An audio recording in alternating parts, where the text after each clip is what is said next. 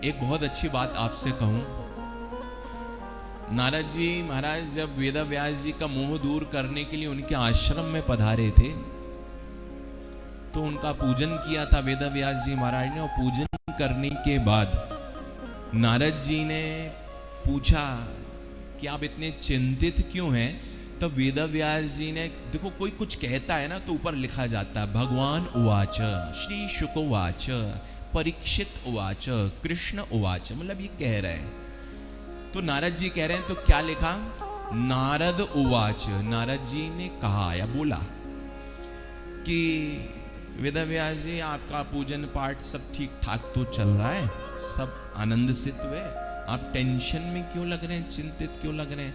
तब वेदव्यास जी ने कहा मैंने लोगों के कल्याण के लिए बहुत से शास्त्र पुराणों को बनाया, फिर भी मन को शांति नहीं मिली। तो अब चतुश्लोकी भागवत का उपदेश करना था, किसको, नारद जी को, वेदव्यास जी को। तो अब नारद जी बोलते हैं ना, तो पहले नारद जी बोल रहे थे तो भागवत में पढ़िएगा लिखा है नारद उवाच, अब बोल रहे हैं तो अब लिखा है श्री नारद उवाच। श्री अब लगा, पहले नहीं लगा।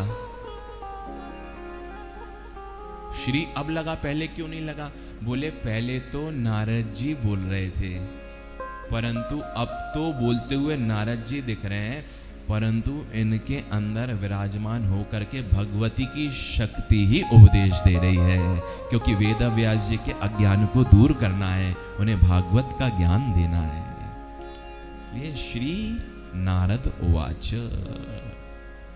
श्री विद्या में जो श्री कहा जाता है वो श्री माँ का ही नाम है, और श्री जी राधा रानी ही है, परम सत्ता है, लक्ष्मी, मंगल करने वाली, रुद्राणी, गौरी, पार्वती सब एक हैं। मां लक्ष्मी को नारायण भगवान ने शाप दे दिया था अश्वी बनने का। अश्वी कहते हैं घोड़ी को। तो लीला करनी थी, देखो ये सब लीला करने के लिए भगवान ये करते हैं, वरना ब्रह्मा के साथ नारायण क्यों युद्ध करेंगे, इसलिए करते हैं ताकि भगवान शिवलिंग के रूप में प्रकट हो जाए। ये सब पहले से नियोजित है, प्री प्लान्ड है, कोई सहज नहीं हो रहा है, सब पहले से प्लान्ड है, क्या होना है क्या नहीं। मूवी बनने से पहले उसकी स्क्रिप्ट तैयार हो जाती है, मकान बनने से पहले उसका नक्शा तैयार हो जाता है। श्री ठाकुर जी की लीला से पहले क्या करना है सब तैयार हो गया। नारायण भगवान ने बहुत अच्छी कथा है, आप सबने सुनी होगी, नहीं सुनी होगी तो ध्यान से सुनिए। नारायण भगवान ने किसी बात से रुष्ट होकर के लक्ष्मी मैया को अश्वी बनने का शाप दे दिया, धरती पर जाओगी अश्वी बन करके प्रकट हो जाओगी। तो माँ कुछ उदास सी हो गई और माँ धरती पर आ गई यमुना और तमसा नदी के तट पर, और वहां पर आकर के माँ तपस्या करने लगी। किसकी तपस्या कर रही है, भगवान नारायण की तपस्या नहीं कर रही, माँ तपस्या कर रही है भगवान भोलेनाथ की। और जब तपस्या की, अंत में भगवान भोलेनाथ प्रसन्न होकर के प्रकट हो गए, माँ को अपना दर्शन कराया। भगवान भोलेनाथ ने बहुत अच्छी बात कही। भगवान भोलेनाथ कहते हैं लक्ष्मी से, लक्ष्मी आपके पति तो स्वयं भगवान है, नारायण में और शिव में किंचित मात्र भी अंतर नहीं है, तो आपके पति स्वयं भगवान है, फिर तुमने मुझे क्यों याद किया। और वैसे भी पतिव्रता पत्नी का पति ही नारायण होता है, स्वामी होता है, मालिक सर्वेश्वर होता है, पराये पुरुष का स्मरण नहीं करना चाहिए, तुमने मुझे क्यों याद किया, तुम्हारे पतिदेव तो स्वयं भगवान है। तब वहां पर लक्ष्मी मैया कहती हैं प्रभु आप भी कहते हैं और भगवान नारायण ने भी कहा है कि मुझ में और शंकर में बिल्कुल भी भेद नहीं है, आप दोनों तो एक ही हो, इसलिए मैंने आपको याद किया। भगवान ने कहा क्या बात हो गई। तब जाकर के लक्ष्मी मैया ने कहा प्रभु देखो, मुझसे रुष्ट होकर के भगवान नारायण ने मुझे शाप दे दिया, मैं धरती पर अश्वी बनकर के आ गई, तपस्या कर रही हूँ, परंतु बिना नारायण के मुझे बिल्कुल अच्छा नहीं लगता। आप ऐसा आशीर्वाद दीजिए, भगवान नारायण को मनाइए कि मेरा उद्धार करने के लिए वो धरती पर आए। ये भाव जब प्रकट किया है माँ ने, तथास्तु कह करके भगवान शिव कैलाश को चले गए हैं। अपने एक दूत को भगवान नारायण के पास भिजवाया है, समाचार दिलवाया है। भगवान भोलेनाथ चाहते हैं लक्ष्मी मैया के ऊपर कृपा करने के लिए, हे प्रभु नारायण आप धरती पर पधारे। अब जब भगवान भोलेनाथ की आज्ञा हो गई तो भगवान नारायण अश्व का रूप बना करके धरती पर आए। यमुना और तमसा के तट पर आए हैं। वहाँ पर तपस्या करते हुए अश्वी के रूप में जब लक्ष्मी मैया का दर्शन किया है, माँ ने जब प्रभु को देखा है, माँ प्रसन्न हो गई है। आगे जाकर के इन दोनों के संयोग से एक दिव्य पुत्र प्रकट हुआ है, जिसका नाम हुआ एक वीर हई हई। ये है वंश जो है ना, ये भगवान नारायण और लक्ष्मी के द्वारा ही प्रकट हुआ है। पुत्र प्रकट हो गया है, लक्ष्मी मैया के ऊपर कृपा की है, क्योंकि भगवान ने कहा था नारायण ने कि जब तक तुम्हें पुत्र प्रकट नहीं होगा तब तक तुम वापस लौट करके अपने घर को नहीं आ पाओगी।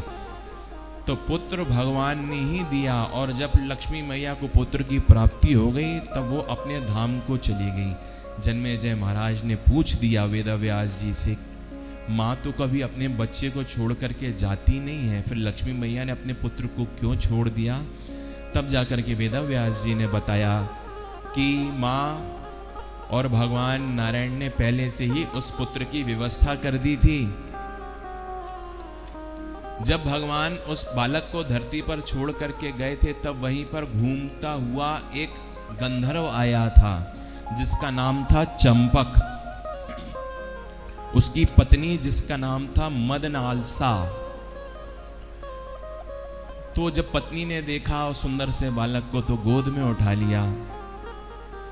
यह भाव आया कि मैं इसको अपना पुत्र बना लूं। चंपक ने कहा नहीं, जब तक इंद्र आदेश नहीं दे, आज्ञा नहीं दे, हम इस बालक को अपना नहीं सकते। ये भाव करके दोनों पति पत्नी उस बच्चे को लेकर के एक वीर को लेकर के, ये एक वीर कौन है? माँ लक्ष्मी और नारायण से उत्पन्न पुत्र है।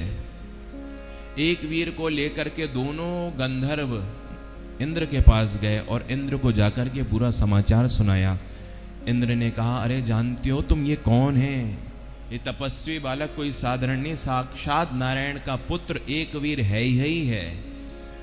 और भगवान ने इसको प्रकट किया है तो उसके पीछे भी कारण है, क्योंकि भगवान ययाति के वंश में एक राजा हुए हैं जिनका नाम है हरिर वर्मा।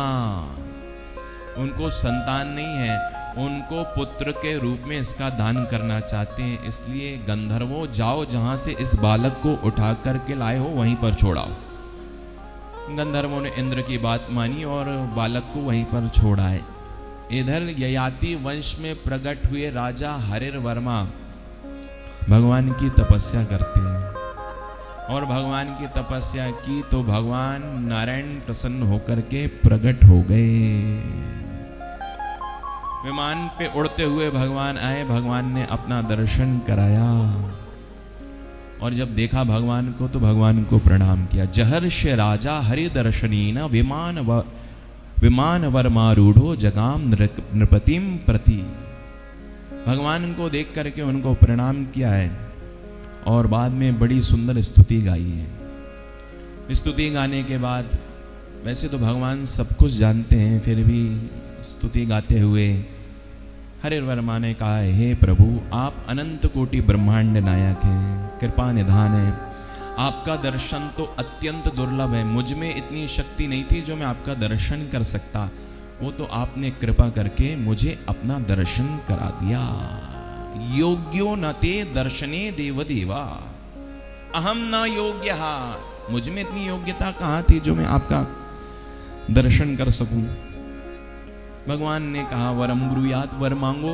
हरिर वर्मा ने कहा, आप तो सब जानते हैं और मुझे आपसे कहने में बड़ी लाज आ रही है, फिर भी प्रभु आप आए हैं तो मैं आपसे एक ही वरदान चाहता हूँ, मैं आपसे आपके जैसा बेटा चाहता हूँ, आपके जैसा बेटा मिल जाए। भगवान ने कहा, मेरे जैसा चाहूं तुम्हें समान सुत, आपके जैसा बेटा। भगवान कहते मेरे जैसा तो मैं ही हूं, मेरी कोई फोटोकॉपी तो नहीं है, एकमात्र मैं ही हूं। फिर भी अगर आपको मेरे जैसा बेटा चाहिए तो चिंता मत करो, मैं आपको अपने ही पुत्र का दान करूंगा। मैंने पहले से व्यवस्था कर दी है।